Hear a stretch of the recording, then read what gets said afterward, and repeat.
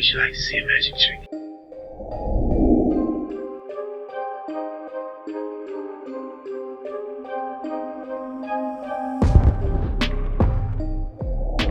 Thomas here with Much Props, going to give you another how-to video. Today I am building something from a horror film. I've not watched it yet, but it looks pretty interesting. It is called The Black Phone, and in the movie a guy wears this creepy devil mask that, like, I guess can be split in half. I don't know that I'm going to try to do that, but if you wanted to, you could easily put magnets or something, I guess, to clip it on and off. But today we are going to make the grabber mask from The Black Phone. Let's get to building. Underneath the video in the description below on the last link, you can download the PDF to build and make your own version of this mask. Cut out all the parts and make sure to read the cover page as it explains the markings and the colors and extra instructions on how to build it. There are two parts of the mask that stand out from the other pieces, so I traced those onto some 10mm EVA foam. The rest gets traced onto 6mm EVA. The nice thing about light colored foam is that you can use a pencil instead of a Sharpie and then won't have to worry about it bleeding through your paint job later on.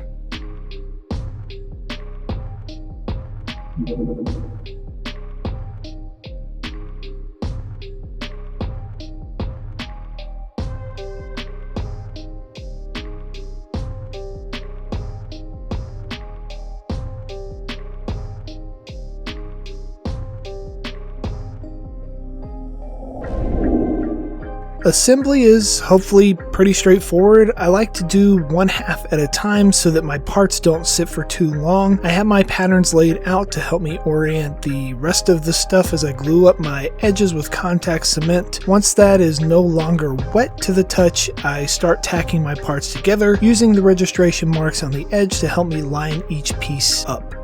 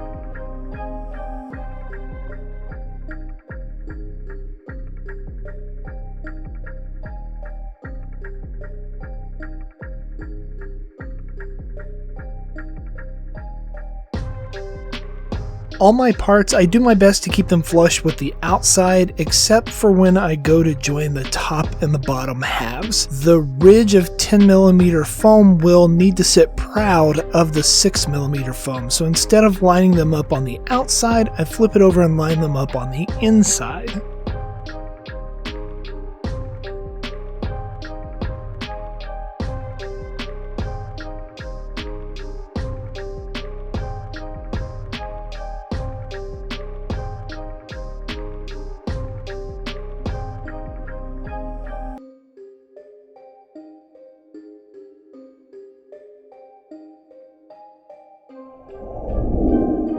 I did go in and sand the middle edges a little bit to make them straight. Some of the parts come in at a weird angle, or parts that have an angle cut outward may overhang a little bit into the midline. Just like previous steps, I contact cement the edges and start tacking them together. When joining halves, I like to tack the top and the bottom and then work my way to the middle with complicated shapes like this one. It needs that extra little connection so that it doesn't accidentally glue in places you don't want to before you don't want it to.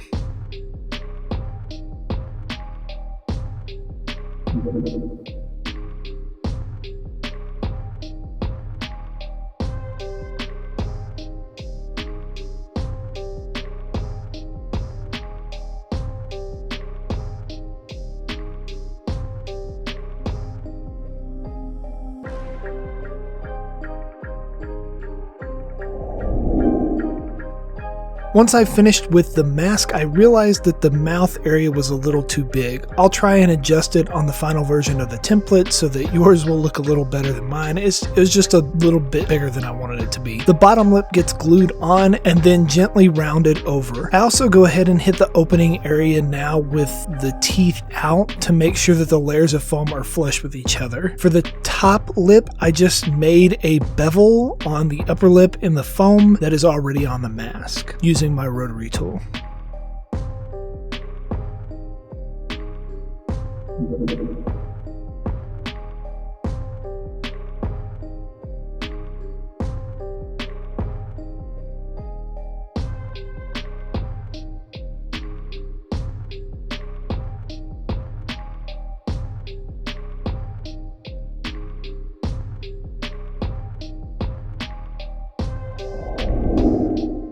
This is another area that I needed to change, so the final version will look a little bit different and you'll notice that the teeth will be smaller. Because it's going around a curved area, it spreads a little bit more than I wanted it to, so my teeth ended up bigger. So if you decide to make this, you'll notice that the teeth on the pattern are much smaller than these are. I burn out the lines of my teeth and gums, then come back with a stone bit on my rotary tool and round over the edges of each tooth. Make sure to wear a respirator and work in a well ventilated area while sanding and burning foam. You don't want to breathe in the dust or the fumes.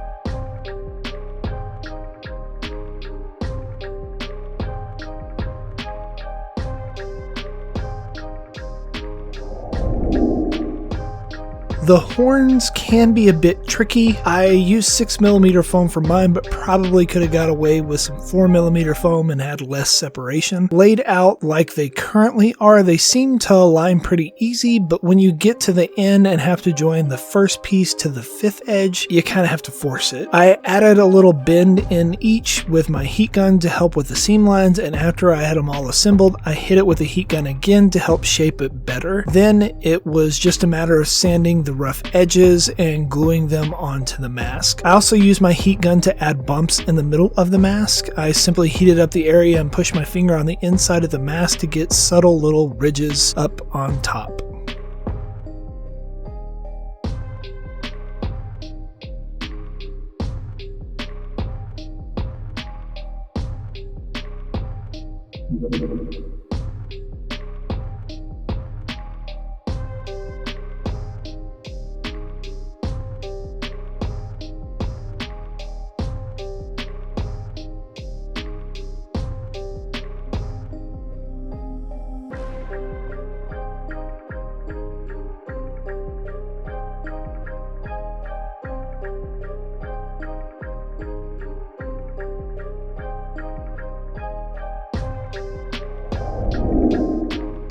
I gave everything a once over with my rotary tool on all the seams to help flush them out. Then I quickly heat sealed them with my heat gun. Now I'm going to slather on some Mod Podge to fill in any gaps in my foam, mainly on the horn areas and anywhere where there's a drastic curve. They kind of needed help, but since I was doing those areas, I went ahead and did the whole thing. This will also help keep my seam lines together when I go outside in the hot Texas heat to keep them from separating. It was up to like 100 degrees degrees or so when I was trying to paint, so yeah, I need that extra little support there. Once it was all on, I dabbed it with a paper towel to remove my brush strokes, then I let it dry for a couple hours before the next step.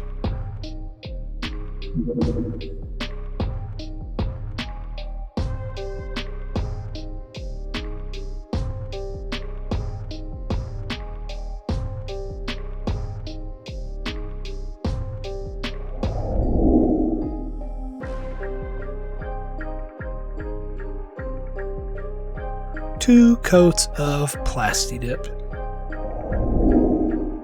I then hit my black base coat with some white and light brown spray paint to get it closer to the final color. The mask looked pretty different in most of my reference images, so I tried to find some screenshots from the film, but most of them were kind of blurry and didn't have a lot of detail. From what I can tell, the lips are black and so are the eyebrows, but the paint looks to be chipped off. I start by making it pristine and then work my way back to dirty and nasty. So I use some Plaid Effects acrylic paint to hand paint on the rest of the details on the mask. The lips are black and so are the eyebrows, and the teeth look like they're a little bit more yellow than the rest of the mask is.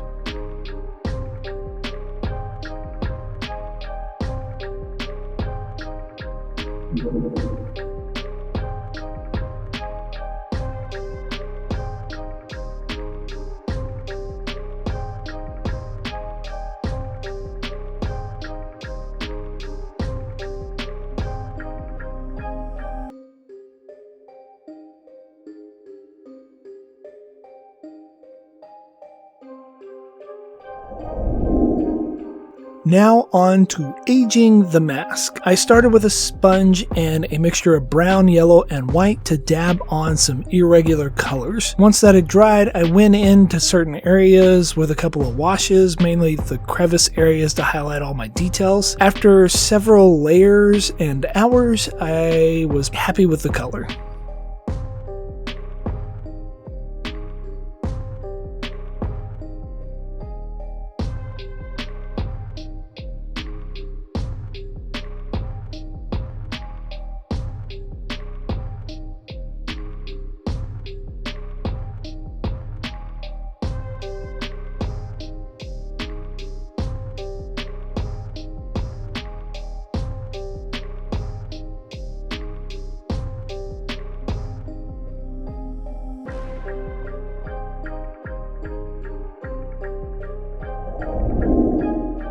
The Grabber is a serial killer, and I thought it was only fitting that he had some nice shiny blood splatters on his mask. To achieve this wet blood look, I mixed some red and black acrylic paint with some JB Weld 5-minute epoxy. It doesn't take much paint to tint it, and once it's fully mixed, you have to work fast. I drip it on, use my chip brush and the tongue depressor stick to clump it in various patterns all over one side of the mask. Make sure to work in a ventilated area for this also, because this stuff does not leave a pleasant odor in your room. It's kind of smelly.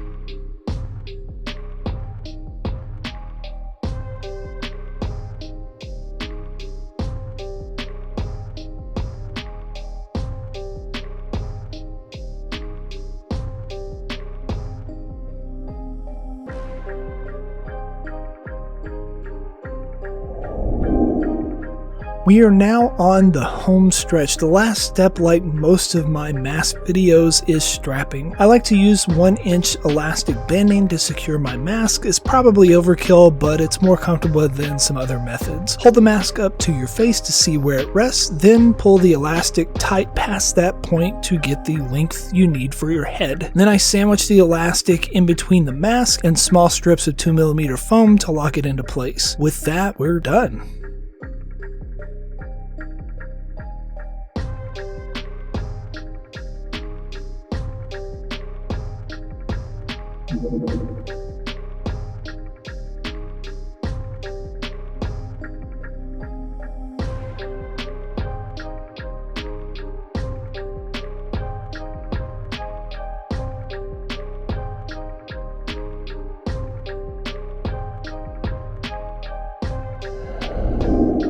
and we are finished. Here is the end result. Overall, I think it turned out pretty good. There are a couple of things that I would adjust if I made this again. I made the mouth just a little bit too big, so I could have closed that up just a little. His teeth need to be a little bit smaller, but overall, I think it turned out pretty nice. There are some things in it that I really like this blood effect that I've used before in other builds. I really like how it kind of just glosses and stays that liquidy looking wet feel. But overall, it creeps the crap out of me. Maybe you'll try and make one of these and impress your friends with your ability to make something from a movie, and you creep somebody out, and then everybody's like, oh my god, you're so creepy. And yeah. Maybe you'll get some. Yay! And inevitably, they're going to ask you, how'd you make that? You can give them one of these, tell them, much props. So, I guess I just slide this on like so and make my hair throw down. Yeah. Peace out.